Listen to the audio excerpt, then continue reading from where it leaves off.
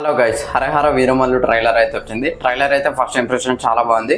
Trailer లో Pawan Kalyan looks అయితే వేరే లెవెల్ ఉన్నాయి. బాబీ డియోల్ క్యారెక్టరైజేషన్ గురించి మాట్లాడాలి. తన క్యారెక్టర్ అయితే ఔరంగజేబ్ చావా మూవీలో చూసిన విలన్ అన్నమాట. సో తన పాలన ఎట్లా ఉంటుందో మన అందరికీ తెలిసిందే. హింస పెడుతూ ఉంటాడు. హిందూ నుంచి ముస్లిమ్స్ కి మారాలని చెప్పేసి హింస పెడుతూ ఉంటాడు అనమాట. సో అలా మారని వారిని పన్నేస్తాడు, లేకపోతే చంపేసే ప్రయత్నం అయితే చేస్తాడు. సో అట్లాంటి క్యారెక్టర్ అయితే బాబీ డియోల్ కి ఇచ్చారు. సో అట్లాంటి క్యారెక్టర్ ని ఎదుర్కోవడానికి హరహర వీరమల్లు అయితే వస్తాడు. సో హరహర వీరమల్లు ప్రజల్ని అతని రూలింగ్ నుంచి ఎలా తప్పించాడు అనేది మనం మూవీలో చూస్తాం. ట్రైలర్ లో బీజిఎం అయితే చాలా బాగుంది, ఎంఎం కీరవాణి గారిది. అండ్ సీజే కూడా చాలా బాగుంది.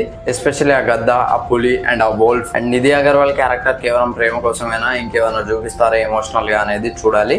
అండ్ సునీల్ గారు కూడా ఉన్నారు మూవీలో. ఆఫ్టర్ పుష్ప 2 తర్వాత మళ్ళీ ఈ మూవీలో చూడబోతున్నాం. సో మరి ఎలాంటి రోల్ ప్లే చేస్తారు ఆయన అనేది కూడా చూడాలి. సో నేనైతే ఈగర్ గా వెయిట్ చేస్తున్నా ఈ మూవీ కోసం. జూలై 24th చూడాలి మూవీ ఎలా ఉంటుందో. సో ఇప్పటి వరకు ఈ ట్రైలర్ చూడని వారు ఎవరైనా ఉంటే చూసే ప్రయత్నం చేయండి. సో ఈ ట్రైలర్ పై మీ ఒపీనియన్ ఏంటో కింద కమెంట్ చేయండి.